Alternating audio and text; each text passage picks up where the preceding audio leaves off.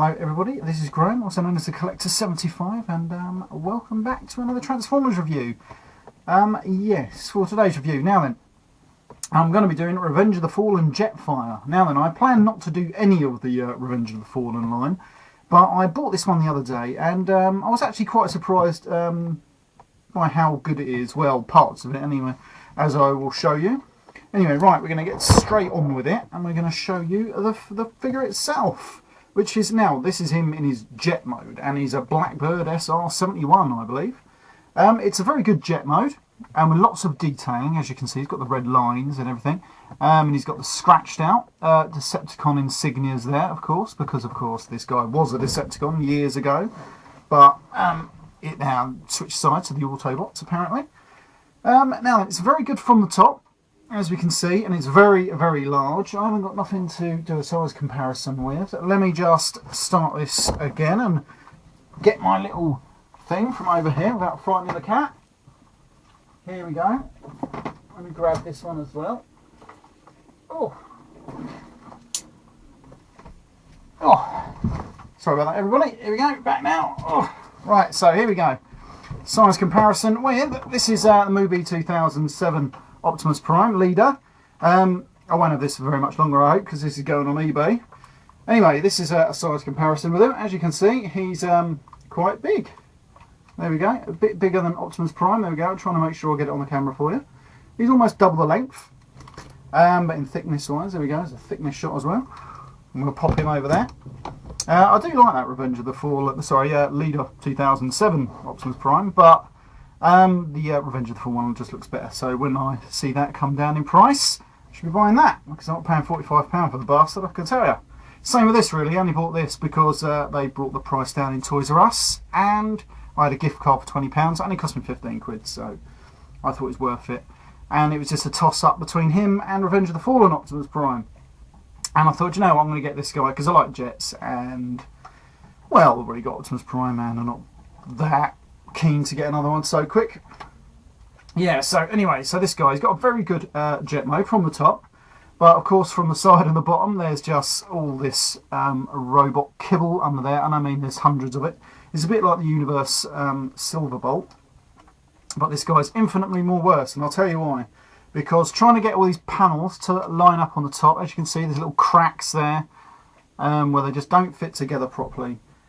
It's just annoying. It's just one of the worst things. I mean, I try when I first transform this guy, because obviously he comes in robot mode.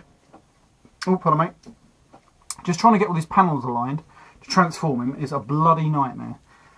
And these arms, the way the arms fit just round here under there, and just trying to get these two panels to line up, nightmare. And then, of course, then we have this little problem here, where these little flappy things just hang around on the bottom. The instruction says that they fit together somehow, but be buggered if I can fucking do it. So they can just sort of like hang there. I watched a few reviews on this to see how to transform it, and I don't think anybody knows how exactly they go. But apparently they're for when he's in combined mode with Optimus Prime. Don't expect a review of that either, because I don't know when I'm getting Revenge of the Fallen Optimus Prime, if ever. So yeah, so we're stuck with this guy just for the minute. You know, he's actually pretty good, and he's quite long. I stuck a nice little, I don't know if it's going to pick it up, a little Decepticon sign just on his landing here, just there. So it just represents out of the film, which I thought was quite a cool touch. Yeah, he's got a little one of those little rubber noses, so no one can poke their way. You can poke someone's eye out with it, but you can't stab anyone with it. And he's got these little rubber bits as well. And he's got this nice little gun on the front here, which does fire a weapon, sorry, a missile, but it's not as powerful as I wanted. Let me just see if I can name it. There you go. You can sort of tell. A bit unfortunate really, but it does look like a nice little Gatling gun, which is quite cool. It is detachable, so you can take it off if you don't want it on there. There we go. Or you can just throw it on the floor, whatever you want to do. There we go, it's over there now. There we go, I moved a few of these panels. Now then, he's got a little button for the noises. Let me just do this. There you go, see, that's him. Yeah, you know, he's alright. I mean, he's quite good. The only thing I really don't like is these robot kibble. They're supposed to be his engines in robot mode, but, you know, they're just hanging off the side here in plane mode. It's very annoying. Anyway, right, to transform this guy, we're going to start here. I'm not looking forward to this. Oh yeah, plus it's just got these little bits hanging just round and annoying. Anyway, But saying that, I actually do like this figure. Oh dear. Anyway, right, to start off, we're going to take his little, what do you call it, landing gear out. You just untab it from there, straighten it out, and that's going to become his walking stick. But just why anyone would want a walking stick with little wheels on the bottom is anybody's guess. So, there we go. Oh, there's his flyby noise again. Right, what we're going to do next, we're going to unplug his feet. You take these out, just out there, you pull them out because they're just tabbed in, and then we're going to rotate. Fucking hell, that's a fucker. Right, then you're just going to rotate them all around here. Do the same with this one, because he's just on a little tab just there that connects in there. Then we're going to rotate this one around. It's very, very stiff, which is pretty good. Anyway, right, so we've got them around to there. As you can see, these little bits just flap about, just in here. You know, what can you do? Right, and that's almost there, actually. You know, he's a little bit more involved than the Universe Silverbolt, but at the same time, not that involved. Right, so we split now then. We split that bit there. That allows us to easily get his arms apart. Sorry if this is going to be off camera. I'll try not to do it too much, but it's a fucking big thing. There we go. Come on, they all want to come apart, except when you want it to come apart. Right, so let me try come around from this. There we go. Just get your fingernail in there. That usually helps. Right, this is the first time I've actually transformed this back into robot mode, which is probably why I'm having a bit of trouble with it. Ugh, can't get apart the fucking thing. Right, okay, come on, where are you? We'll get this sorted, I tell you. Come on, you fucker. What's the matter with this? Why won't this come apart? No, it don't want to know, does it? Fucking hell. There we go, got it. Phew. Right, so we split that. And then we're just going to, let me do it so you can see it, we're going to bring his arms down around here, like that, because they're just nice on little rotational joints. And then what I like to do is I just like to bring them out towards the front, because then it sort of gets them out of the way. They're going to face forward, and then you can take these, and they also, because they're on like a double hinge, is they will tab into each other, there's a little hole just in there, which you've got to line up, and then that's his arms just about done. We're going to do the same around here. There we go, you just push that in there, find the little hole, and there we go, and then we've got his arms done. Right, so next is we're going to sort out his legs in a moment. We're going to do them last, I think. Yeah, we'll do them last. Right, next thing you do is you're going to pull out these bloody fucking jet fucking engines. Now you can see why I don't do Revenge of the Fallen toys, because they are unnecessarily over bloody complicated. Right, and the amount of time it took me to get these fucking engines on here as well. Right, so you're going to pull these out, to get these out the bloody way. I'd just like to get them to there. Now then, you've got to split this somehow, somewhere, I can't really remember now. I know most of people pull this bit off, but we're not going to do that. We are going to aim just to... there we go, you have to split it, just there. Now then, that actually frees up most of it. Then what do we do? I can't remember now. We extend this little panel just here, so it's a bit flapping about. Then that should free up the rest of his body, somehow. There we go. Right, so now then we get it like this. It's looking a bit of a mess at the moment. Right, so then we extend this bit up and round on here. And leave that for a minute. Get these fucking dangly bits out of the way. Get the rest of his body. And then it's on a massive rotational like hinge joint in there. I don't know if you're going to be able to see it in there.